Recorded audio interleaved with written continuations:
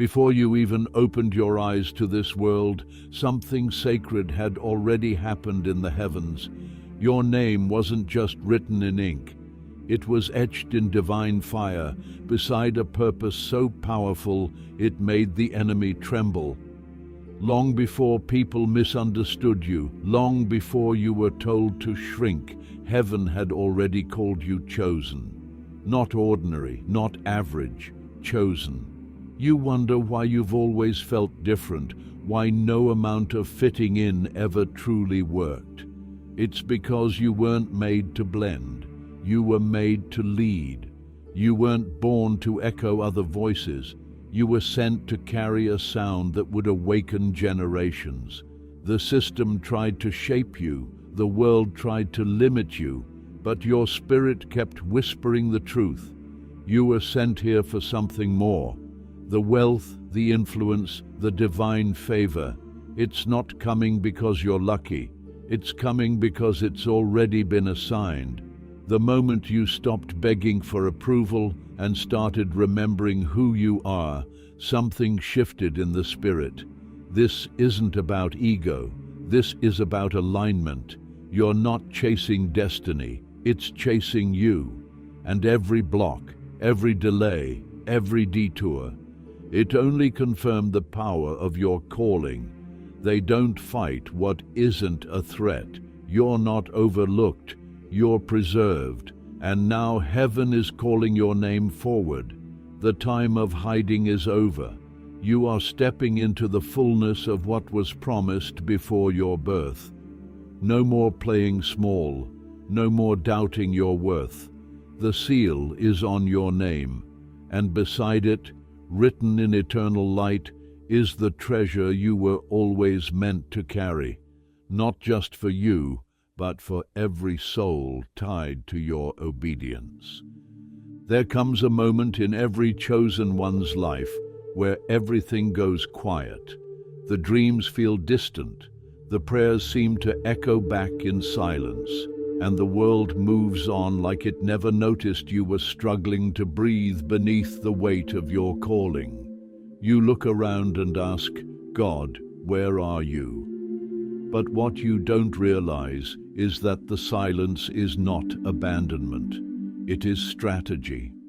The divine has a way of hiding its most valuable warriors during the training season. And you, yes, you, have been in training, in the shadows, in the stillness.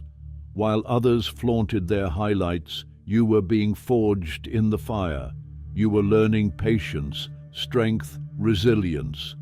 While it felt like delay, heaven was building you into someone who could carry the kind of blessing that doesn't just bless you, but blesses nations.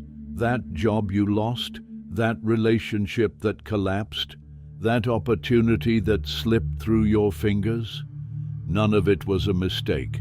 You thought you were being buried, but God was planting you, and now the roots run deep. The world hasn't seen the fruit yet, but heaven has been watering you all along. This hidden season has not been wasted. It was necessary, because the destiny attached to your life is too precious to be rushed. You're not just rising, you're being revealed. And when you step out of this season, you won't need to announce yourself. The glory on your life will speak for you. The wealth, the healing, the restoration, it's all coming. And it's coming because you waited when others quit, because you believed when it didn't make sense, because you stayed when walking away was easier. This is why you had to be hidden, because what's coming isn't normal, it's sacred. The most dangerous battlefield is not the one you walk through. It's the one within your mind. And for the chosen ones, this is where the war rages hardest. You've had days where your mind became a storm, where the doubt screamed louder than your faith, where anxiety wrapped around your heart like chains, convincing you that you missed your moment, that your best days are behind you, that you're not enough. But let me tell you something powerful. The intensity of your mental warfare is not a sign that you're weak. It's proof that you're marked. If the enemy can't destroy your purpose, he will attack your perception. He will whisper lies until they sound like truth. He will amplify fear until your confidence crumbles. But here's the secret he doesn't want you to know. Every time you chose to rise above those thoughts, every time you refused to believe the darkness, every time you whispered, "God, I still trust you," something broke in the spirit realm. Every battle you fought in silence was recorded in heaven. The chosen don't have easy minds, they have trained minds. And you, through all the struggle, are being trained to hold divine vision in a world clouded with confusion. That voice telling you you'll never make it, that's not your voice. That's the fear of what happens when you finally believe who you are. You're not losing your mind, you're gaining your armor. You're becoming someone who can't be shaken by opinion, by rejection, by delay. You are learning that peace isn't found in the absence of noise. It's found in the authority you now carry over it. The battle for your mind ends the moment you realize you were never meant to fight alone. The moment you remember who called you. The moment you say, "This is not how my story ends."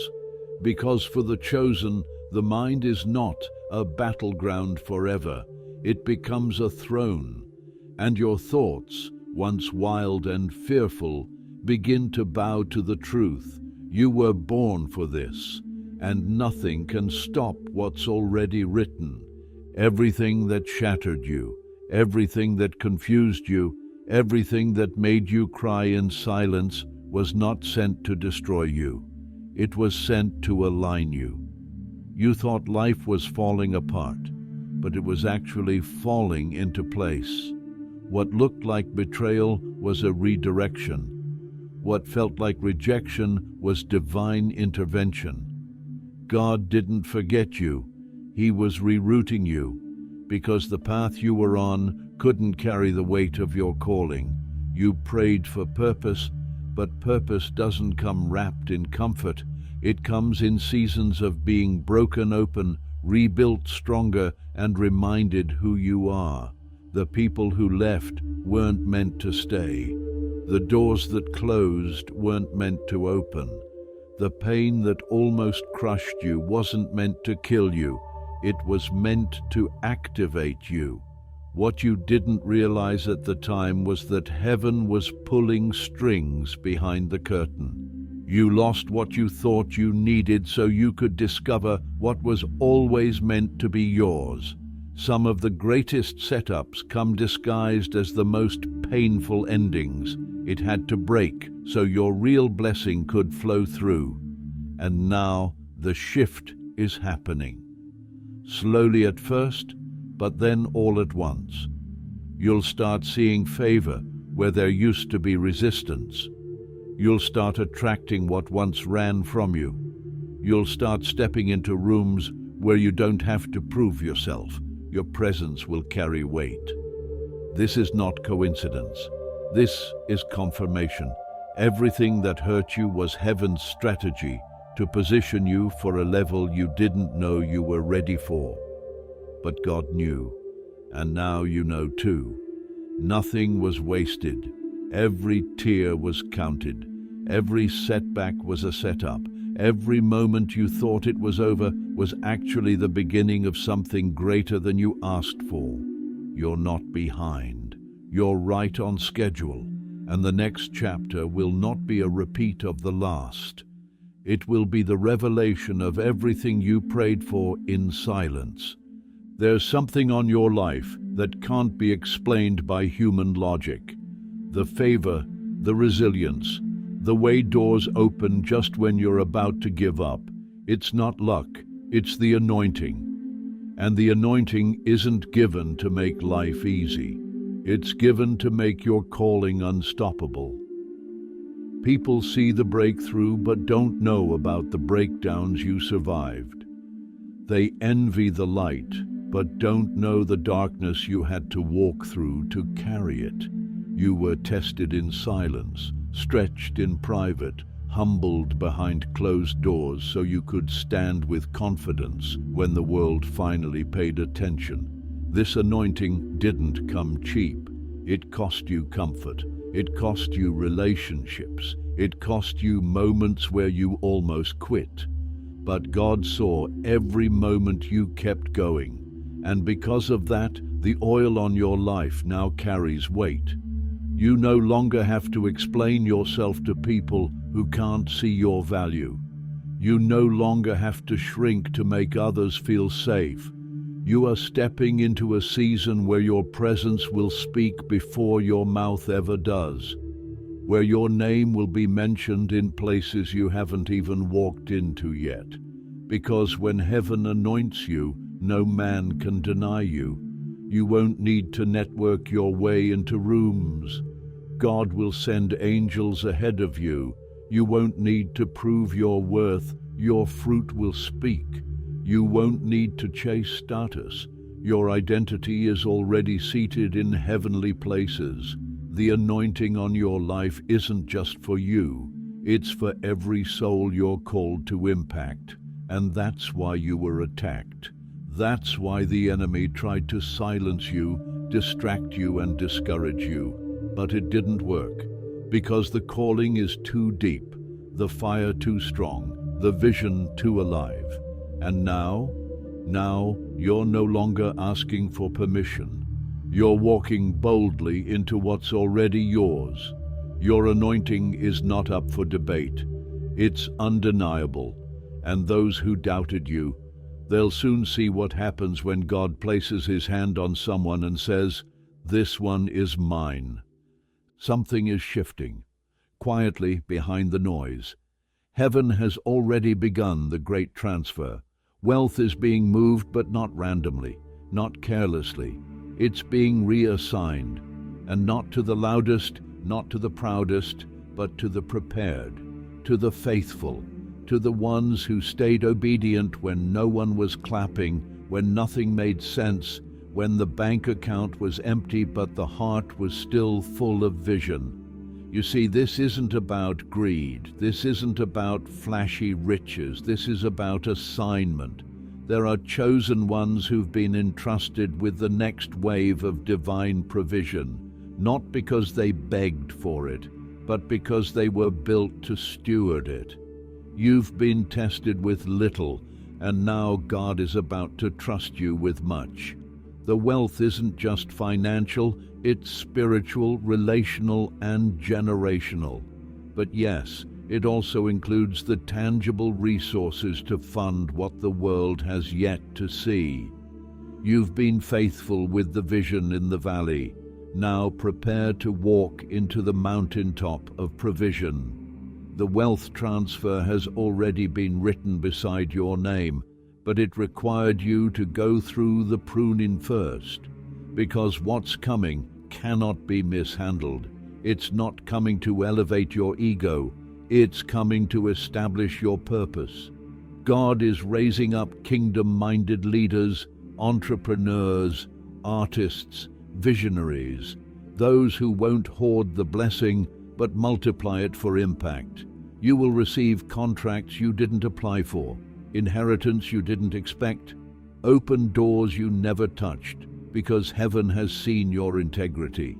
Others compromised for gain, but you stayed true. Others manipulated to get ahead, but you chose character.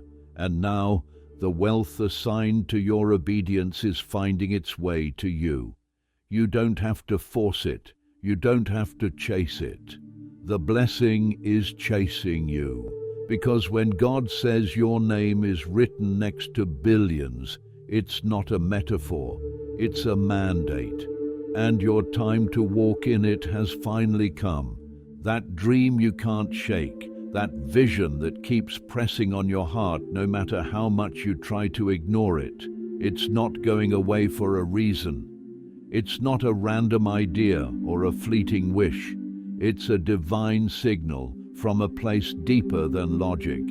It was whispered into your spirit before you had the words to describe it, and now it's starting to burn, not with anxiety, but with urgency. Because God doesn't plant vision for decoration, He plants it for manifestation. That business you keep seeing in your sleep, that community you feel called to build, that book, that song, that mission, it's not fantasy, it's prophecy. Every time you try to push it aside and live a normal life, something inside you starts to ache. That's not restlessness. That's heaven reminding you of what you were born to do. You weren't meant to fit into a system that you were born to disrupt. That tug in your spirit is a divine blueprint, and if you ignore it long enough, you'll start to feel like you're suffocating in a life that was never designed for you. The chosen ones aren't called to follow, they're called to create. You've been given eyes to see what others overlook, ears to hear what others miss, a heart that beats to a rhythm that doesn't match the world around you. And that's why you've always felt like the misfit, because you weren't sent here to copy. You were sent here to build, to lead, to birth something that changes everything. But vision comes with responsibility. It requires courage when nothing makes sense. It demands faith when the resources are missing, the support is lacking, and the road is covered in fog. Yet still, that vision won't let go, because it's alive, and it's waiting on your yes. Your obedience isn't just about your breakthrough. It's about the lives your vision will heal, uplift, and transform. Don't let fear rob the world of what only you can release. Don't let delay convince you it's too late. If the vision is still burning, it's still breathing. And if it's still breathing, then heaven is still backing it. This is your confirmation. It's not too big. It's not impossible. It's not foolish. It's divine. And it's been waiting for you to stop doubting and start building. You've wondered why the road has been so lonely, why friends disappeared, why people you loved grew distant or even turned against you without warning. You questioned your worth. You asked yourself, did I do something wrong? But the truth is, the isolation wasn't a curse. It was a classroom. You weren't being punished. You were being protected. Because not everyone is meant to walk into your next chapter. Some people were only assigned to the version of you that was still unsure, still compromising, still dimming your light. But the moment you started stepping into clarity, into purpose, into truth, something shifted in the spirit. God began to separate you, not because you're better, but because your assignment requires different air. The next level of your calling demands deeper roots, clearer vision, and stronger discernment. You can't carry generational blessings and still hold on to relationships rooted in distraction. You can't walk in divine alignment and stay surrounded by people who pull you off course. So yes, the isolation hurt, but it was necessary. Because the voice of God often grows loudest when the world grows quiet. And in that solitude, you discovered strength you didn't know you had. You learned to pray not because it was trendy, but because it was survival. You learned to hear God not through noise, but through stillness.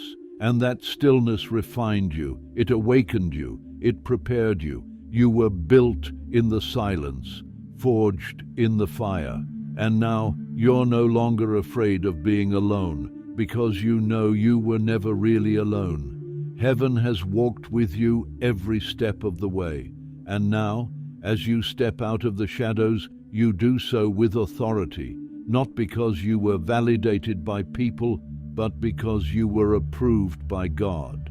You'll begin to attract new connections, divine alignments, not distractions, people who see your soul, not just your shine. And when they come, you'll know the difference, because now you've been trained to recognize who's for your calling and who's for your comfort.